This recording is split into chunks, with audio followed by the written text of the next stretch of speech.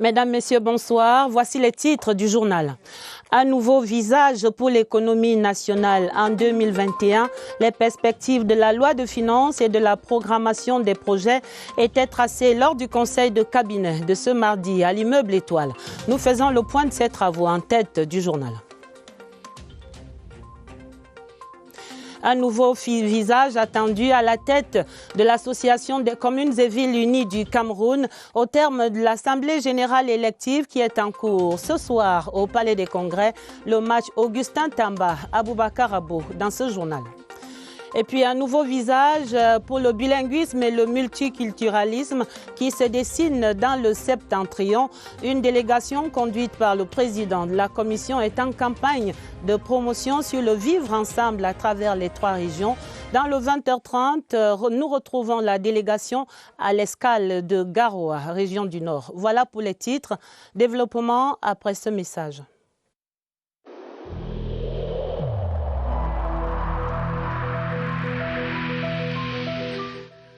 Il est essentiel que les mesures qui ont été indiquées soient absolument respectées par chacun de nous. Lavez-vous régulièrement les mains à l'eau et au savon ou à l'aide d'un gel hydroalcoolique. Restez à au moins 1 mètre de distance des autres personnes, surtout si elles toussent, éternuent ou ont de la fièvre. Si vous avez de la fièvre, de la toux ou des difficultés à respirer, consultez un médecin.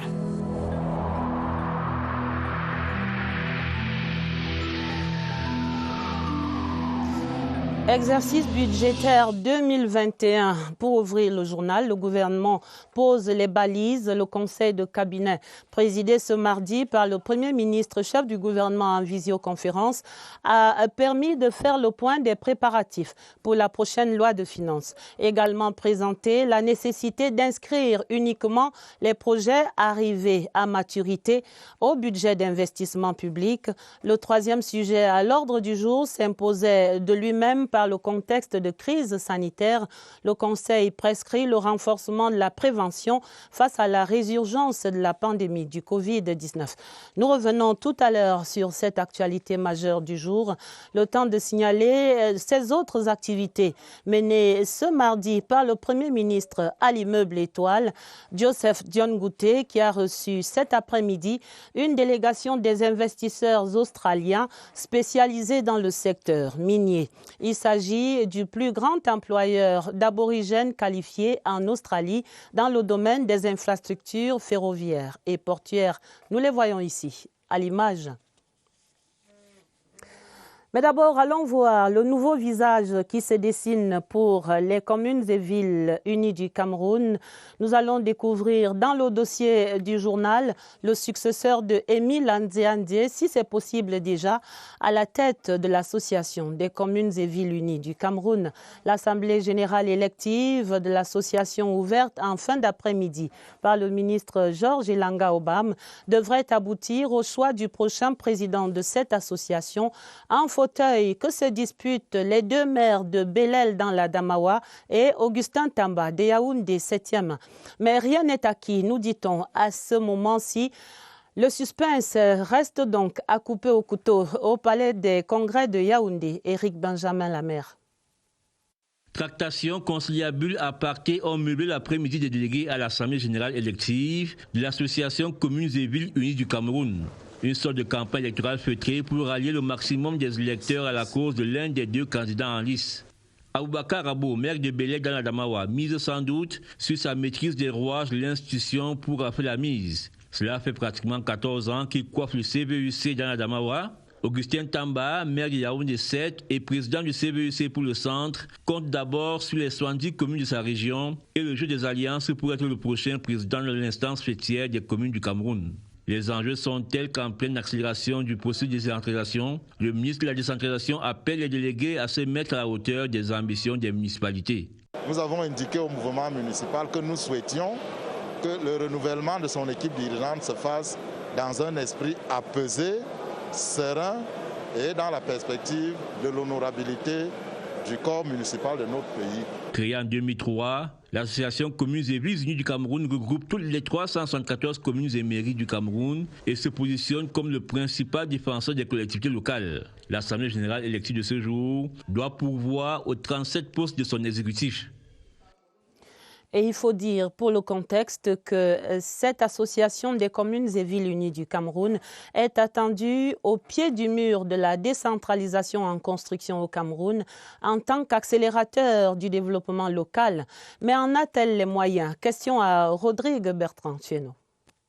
Avec ses 375 membres, l'Association des communes et villes unies du Cameroun est potentiellement une force motrice de développement.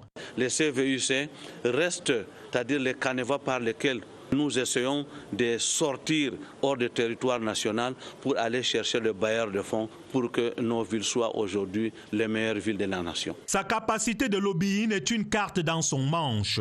Si je m'en vais tout seul négocier avec des Américains, les Russes, les Chinois ou les Français, on ne me prendra pas au sérieux.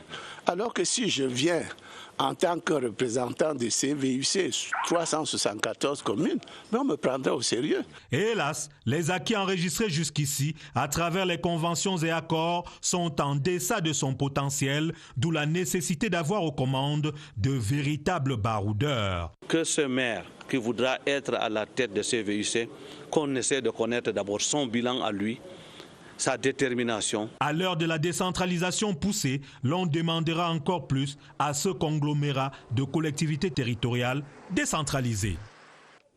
Revenons à présent à ces travaux du Conseil de cabinet de ce mardi à l'immeuble Étoile, consacré à baliser la voie pour l'exercice budgétaire 2021. Le Conseil de cabinet, présidé par le Premier ministre, chef du gouvernement, s'est déroulé en visioconférence et les travaux ont permis de faire le point des préparatifs de la prochaine loi de finances 2021. Également évoqué la nécessité d'inscrire uniquement des projets arrivés à maturité au budget d'investissement public, le BIP. Pour d'autres sujets évoqués également à ce conseil de cabinet, je vous propose de retrouver immédiatement Laurentine Bokono à l'immeuble Étoile. Opérationnalisation de la politique d'import-substitution, rationalisation des comptes d'affectation spéciale, mesures fiscales de soutien à l'économie sont entre autres les axes qui sous-tendent l'élaboration du budget de l'État pour l'exercice 2021 dans un contexte d'incertitude lié à la persistance de la pandémie du Covid-19. Il faut savoir que les économies sont interdépendantes. Si il y a contraction de l'activité dans les grands pays, cela va se répercuter sur notre économie. L'obtention préalable du visa de maturité avant l'inscription d'un projet dans le budget d'investissement public aura également guidé l'élaboration du BIP. 2020 va être une année difficile. Elle s'est annoncée sous les couleurs de la Covid-19, enchaînée par des contraintes économiques fortes avec des incidences sur les finances publiques. Seuls les projets qui auront atteint le niveau de maturation requis seront inscrits dans le cadre donc de la loi de finances et du budget d'investissement public pour 2021.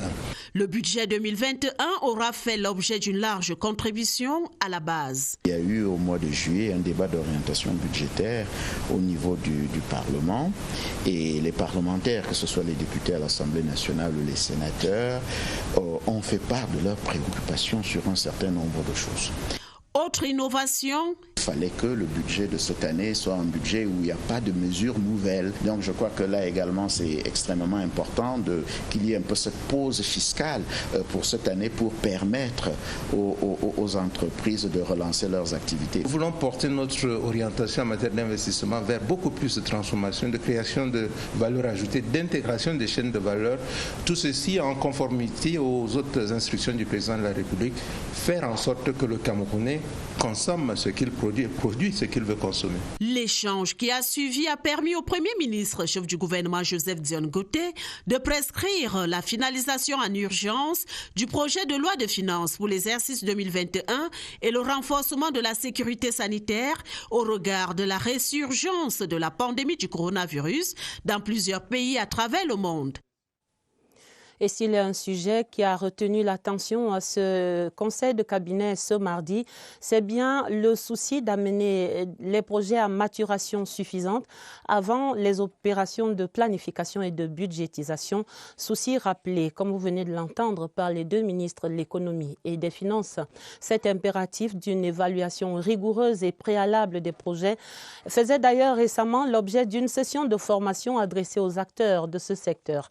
Avis d'experts dans ce reportage de Cyril Kinge-Mbépé.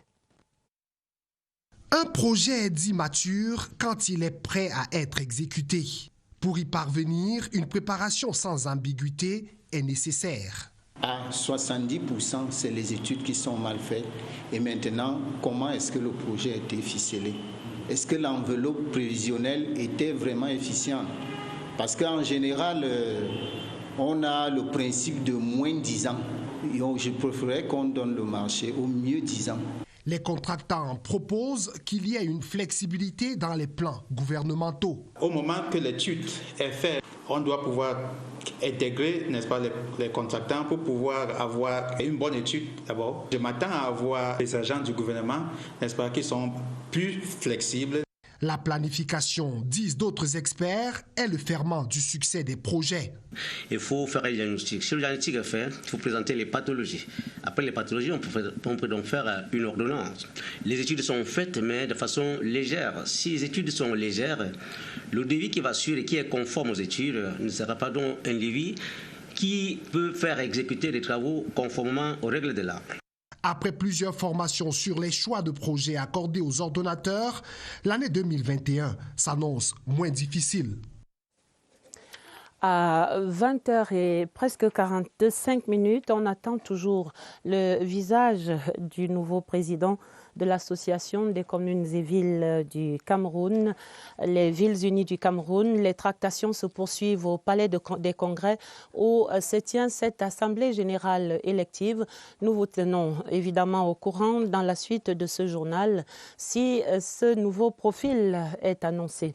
Et c'est dans le contexte même de cette élection que se préparent les toutes premières élections régionales du Cameroun. À quel niveau donc se situent les opérations de production du matériel électoral à 3 semaines du lancement de la campagne? Faisons donc le point dans ce reportage de Agnès Solange à Bessolon. Imprimerie nationale, la machine est lancée et tourne à plein temps depuis une semaine. Date à laquelle les commandes des grandes enveloppes de Elections Cameroun ont été reçues. Elecam nous a effectivement passé la commande de 34 000 enveloppes électorales réparties en 2 collèges. Le collège des chefs traditionnels, 20 000 enveloppes, et le collège des conseillers municipaux à 14 000. L'impression des enveloppes se fait sous l'œil vigilant des membres de l'équipe qui assurent la supervision de la production du matériel électoral. Après la production, nous vérifions les enveloppes une par une pour voir si elles sont conformes. La chaîne de production en branle impose un circuit industriel rigoureux qui répond aux aspirations de la clientèle et l'ECAM. Et s'étend également aux bulletins de campagne, aux bulletins de vote, ainsi qu'aux feuilles de pointage et autres procès-verbaux de dépouillement. Prochaine étape, la livraison dans les 58 départements où va se dérouler le vote des conseillers régionaux le 6 décembre. En politique encore, la commémoration du 38e anniversaire de l'accession à la magistrature suprême de son Excellence Paul Biya se prépare activement et on annonce une séance de travail sous forme de réunion restreinte sous la présidence du camarade ministre Louis-Paul Motazé, le chef de la délégation permanente départementale du comité central du RDPC pour le département du Djaï-Lobo. Ce sera vendredi 6 novembre à la permanence du parti RDPC de Saint-Mélima dès 11h et d'autres réunions également qui se préparent déjà à travers le territoire national. Nous allons à Koumba, la cité qui est aux petits soins du chef de l'État.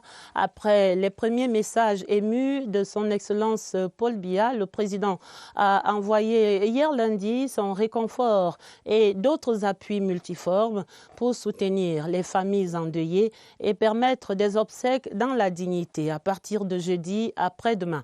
Le ministre Paul Atangandji était porteur de ces enveloppes et il a tenu à transmettre personnellement l'empathie présidentielle à toutes les victimes encore hospitalisées. Les escales de Koumba à Boya jusqu'à Douala, c'est dans ce reportage de Augustin Guizana. Pour la deuxième fois en moins d'une semaine, le ministre de l'administration territoriale est au chevet des blessés de l'attentat terroriste de Koumba. En effet, évacué dans un état critique le 24 octobre dernier, à l'hôpital régional de Boya, 3 victimes sont sous soins intensifs.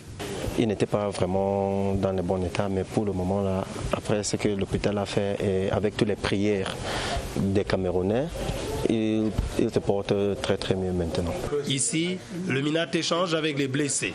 Il se rassure que la prise en charge est gratuite. Puis, direction hôpital général de Douala. Paul Atangandji est conduit au pavillon chirurgie. Ici, une patiente se remet progressivement d'un traumatisme crânien sévère dont elle a été victime à Fiango. Je suis satisfait de ce que j'ai vu et je veux rendre compte à qui de droit que la situation de l'enfant est assez stable et que l'enfant est bien suivi jusqu'à présent. Au total, ils étaient 14 élèves qui ont reçu des balles le 24 octobre 2020 alors qu'ils étaient dans leur salle de classe à Fiango. L'État a entrepris d'appuyer financièrement les parents des victimes. Une solidarité agissante, ensemble. La conférence épiscopale nationale, de son côté, condamne ces assassinats des 7 enfants à Koumba et prie pour la paix dans les 2 régions du nord-ouest et du sud-ouest. La déclaration des évêques du Cameroun à l'ouverture ce mardi de leur 45e assemblée plénière sous la présidence de Monseigneur Abraham Comé. Travaux ouverts en présence également du nonce apostolique Monseigneur Julio Mourat. Oswald Modon pour le point de ce premier jour des travaux.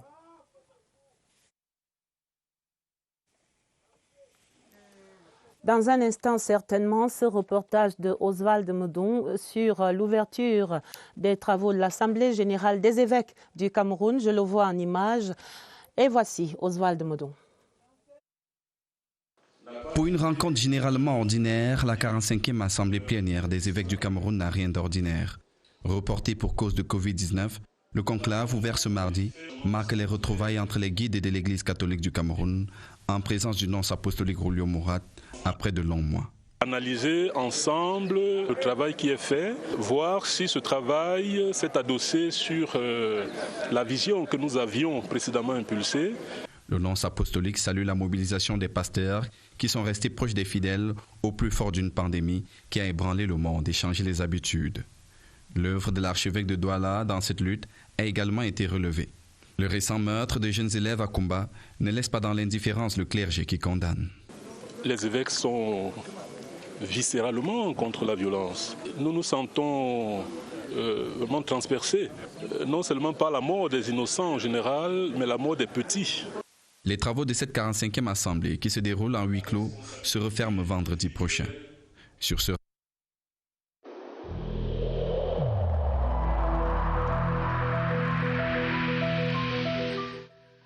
le port du masque dans l'espace public restera obligatoire jusqu'à nouvel ordre.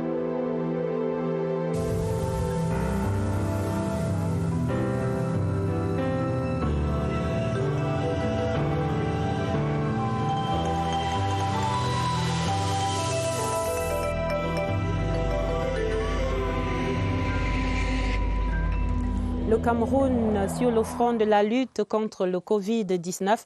Les populations sont appelées à jouer leur rôle pour préserver les résultats confortables obtenus après 8 mois de lutte acharnée contre cette terrible pandémie. Le point de presse de ce mardi a livré également des chiffres après ceux du 1er novembre. Évariste Yenga, nous vous retrouvons maintenant à ce centre des opérations des urgences de santé publique à Yaoundé-Messa.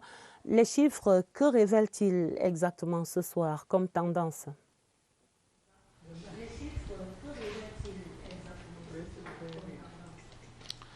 Bonsoir. Les chiffres révèlent une situation statique. Elle est quasi identique à celle du 1er novembre, jour auquel on a donné la dernière situation épidémiologique. Statique donc au niveau des cas confirmés, toujours 22 103 cas, 21 151 rémissions, c'est-à-dire les guérisons, 429 décès, un taux de létalité de 1,94%. Mais là où ça change, c'est cette variable sur le taux de guérison. Il a régressé quelque peu, un tout petit peu. Il passe de 96% à 95,69%, ce qui fait craindre un peu les autorités sanitaires dans le contexte où le Cameroun vient de traverser la barre des 22 000 cas et que partout dans le monde se signale une deuxième flambée de cette épidémie avec, annonce-t-on, des souches un peu plus virulentes. Voilà pourquoi il y a eu cette interpellation, cet appel à l'endroit des populations afin que celles-ci jouent leur rôle également, leur partition, étant donné que la lutte contre le coronavirus Covid-19 est une lutte commune, une lutte collective qui interpelle plus d'une entité, non seulement les administrations, non seulement le ministère de la Santé publique, donc les autorités sanitaires, mais aussi les populations qui elles-mêmes devraient adhérer en restant respectueuses des mesures sanitaires prescrites par le gouvernement en place. Cela est un peu déploré. Quelques corps de métier ont particulièrement été indexés ce soir. Il s'agit du corps enseignant, il s'agit de certains leaders religieux également, il s'agit des commerçants, il s'agit des usagers des transports en commun et puis ceux qui fréquentent les lieux de loisirs et les débits de boissons. Voilà les endroits où on a relevé qu'il y a un relâchement total de l'observance des mesures barrières, ce qui expose les personnes vulnérables à cette pandémie du coronavirus Covid-19. Voilà l'essentiel du point de presse de ce soir qui vient de s'achever et il y a quelques instants, point de presse donné par le docteur Fanny Mamat. Merci Évariste, vous êtes visiblement dans le noir, mais nous avons saisi l'essentiel de ces informations et les populations appelées donc à continuer à maintenir la pression sur cette pandémie. La Commission nationale pour la promotion du bilinguisme et du multiculturalisme est en tournée dans le septentrion à l'étape de Garoua, dans le nord. La délégation que conduit le président Peter Mafani Musonge a appelé les populations de la région à accroître la pratique quotidienne du bilinguisme pour consolider la paix, l'unité nationale et le développement. Claver Pascal Ndanga est à Garoua. Les échanges se sont voulus francs et directs entre les membres de la Commission nationale pour la promotion du bilinguisme et du multiculturalisme et les forces vives de la région du Nord.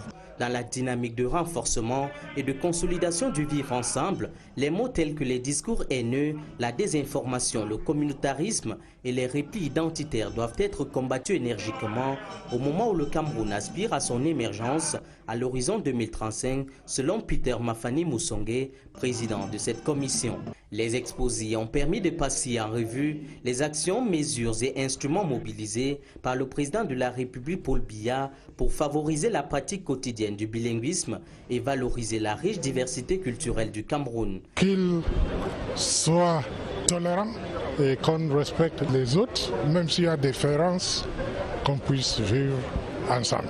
La rencontre tenue en présence du gouverneur de la région du Nord, Jean Abatédi, a permis de recueillir des avis et suggestions qui touchent à plusieurs aspects de la vie de la nation. Le vivre ensemble est également célébré dans le deuxième épisode de votre feuilleton qui est consacré cette semaine à ces mets locaux du Cameroun qui nourrissent le lien du vivre ensemble entre Camerounais. Il s'agit des ndolé, des sanga, des héros, de la saugeonne et bien d'autres délices de nos terroirs et qui régalent sans distinction les ressortissants de toutes les régions. Une véritable symbiose autour de l'unité nationale. Dans ce restaurant de Yaoundé, les mets locaux aiguisent l'appétit du vivre ensemble. On se régale autour d'une table en relevant le goût de l'unité dans la diversité. Achou, Héro, Kati, Dolé, Sanga, Beans, le coq. Les menus journaliers s'inspirent de toutes les régions, mais les papilles gustatives se régalent, sans distinction. Tout le monde mange, même les gens du centre, du sud, du nord-ouest. Ils mangent le héros, parfois le tarou. Partager ces délices, c'est aussi nourrir des idéaux. La paix, la tolérance, l'acceptation des différences. Il y a une fois, tu viens trouver quelqu'un, un francophone peut-être, prendre la cuillère pour manger, tu dis que non, le tarot ne se mange pas avec la cuillère, on mange avec la main. Donc c'est à ce temps-là, tu le montres, on tourne comme ça, on mange. Dans cette synergie autour de l'art culinaire local, les Camerounais mangent à satiété en étanchant la soif du brassage des cultures. Et on dit bon appétit si vous êtes à table. Et certains avec nous, nous allons au cinéma, si c'est possible, au Cameroun, pour vivre la 24e édition du festival Écran Noir. Le festival qui bat son plein à Yaoundé avec un total de 94 productions cinématographiques à la sélection, dont de nombreux films camerounais dans 9 catégories. Ce sera jusqu'au 8 novembre au Palais des Sports ici à Yaoundé. Allons donc faire l'évaluation de cette offre des cinéastes camerounais. C'est avec Joël Igor à Banda. 94 films sont mis en compétition au Festival Écran Noir cette année. Et parmi ces films, de nombreuses productions camerounaises en lice dans les 9 catégories du festival, dont 10 longs métrages. Ces productions camerounaises concourent dans les 2 catégories de longs métrages Afrique centrale et longs métrages internationaux. Et la présence des films camerounais, en fait, quand même a favorisé l'affluence au niveau du festival, au niveau des fréquentations en salle. En long métrage, nous avons The Fisherman Diary, Sevin Bango et Enterré. Cette année, le Cameroun présente 10 courts-métrages aux écrans noirs. Ces productions sont en compétition dans les catégories courts-métrages internationaux et courts-métrages Afrique centrale. C'est la compétition, parce que les films à l'international sont aussi bons. C'est des films africains, mais qui sont aussi très bien faits. Donc, vraiment, ce sera au jury de décider quels seront les bons films. Outre ces catégories, les cinéastes camerounais présentent 4 documentaires sur 8 sélectionnés cette année aux écrans noirs. Plusieurs séries et web-séries camerounaises sont aussi en compétition. Reste alors attendu les lauriers au soir du 8 novembre prochain. L'Association des médecins du Cameroun, MedCamer, désormais associée à la compagnie Atlantique Assurance, pour offrir une couverture santé totale à leurs familles. Signature de la convention à Douala est racontée ici par Chris Patricia Loulouga. La convention signée entre l'Association des médecins du Cameroun et Atlantique Assurance vient régler la problématique de la prise en charge des personnels médicaux, souvent pris de court en cas d'urgence ou de maladie grave. Très souvent, quand ils tombent malades, par manque de moyens, les prises en charge sont difficiles. En souscrivant nos produits santé assure tous, désormais ils pourront être pris en charge partout dans le pays, où ils se trouveront, quelle qu'en soit la localité. À travers cette convention, Atlantique Assurance va doter les médecins et leurs familles d'une solide couverture médicale qui intégrera soins hospitaliers, examens médicaux et produits pharmaceutiques. Les membres de l'Association des médecins du Cameroun payeront 69 000 francs CFA par an, soit environ 6 000 francs CFA par mois, pour bénéficier d'une prise en charge allant jusqu'à 3 millions de francs CFA. La prise en charge ne demande pas de formalités particulières. Il suffit d'arriver n'importe où, vous donnez même le numéro de téléphone, ça permet de vous identifier. Et puis l'empreinte juste pour confirmer. Les médecins qui accueillent favorablement ce partenariat en espèrent d'autres pour l'épanouissement du corps médical.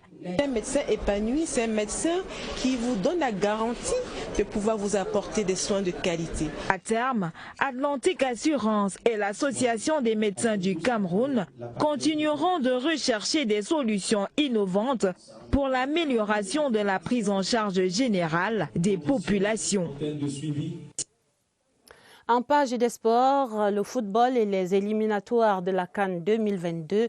Le Cameroun va affronter le Mozambique à Douala. Ce sera le 12 novembre. En match aller, les deux pays se retrouveront ensuite à Maputo le 16 pour le match retour de ces 3e et 4e journées de qualification. Voici la sélection de Tony Conceição dans ce reportage de Évariste Eyenga. Des 32 de départ, ils ne sont plus que 24. Les joueurs retenus pour la double confrontation Cameroun-Mozambique et Mozambique-Cameroun. Le toilettage de Tony Conceição a reversé 8 joueurs dans la liste d'attente. Chez les maintenus, Simon Omosola est le nouveau visage des gardiens de but. L'ancien capitaine des Lions A' rejoint Fabrice Ondoa et André Onana en sélection première. 5 Lions signent leur retour dans la tanière. Le capitaine Choupo-Moting et Stéphane Baoken, absents contre le Japon en octobre dernier. Vincent Aboubakar, Arnaud Djoum, puis Christian Barsogok complètent les retours en sélection. Les Bleus, il y en a aussi. Le milieu de terrain Olivier Mbaizo de l'Union Philadelphie aux États-Unis, l'attaquant Serge Tabekou de Mouscron en Belgique et son coéquipier Jean Onana du même club. Le sélectionneur a expliqué la motivation de ses choix prioritaires hors du pays par le temps de jeu des sélectionnés. Cameroun, Mozambique, c'est le 12 novembre prochain à Douala, Bépanda.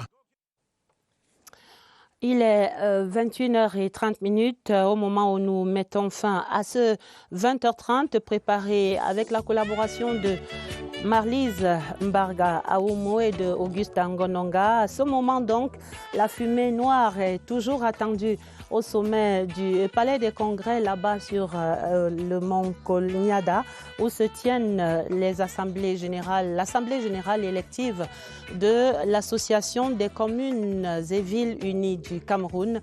Le nouveau président, donc toujours attendu, ce sera dans nos prochaines éditions que vous retrouverez certainement le profil de celui qui va remplacer Émile Anzandi dans ce fauteuil. Et pour prolonger le débat tout à l'heure, retrouvez Aimé Robert Bina et ses invités sur les jeux et les enjeux de l'accélération de la décentralisation à l'aune des élections régionales prévues, vous le savez, le 6 décembre. Très belle soirée avec nous sur l'antenne CRTV et à demain, 20h30.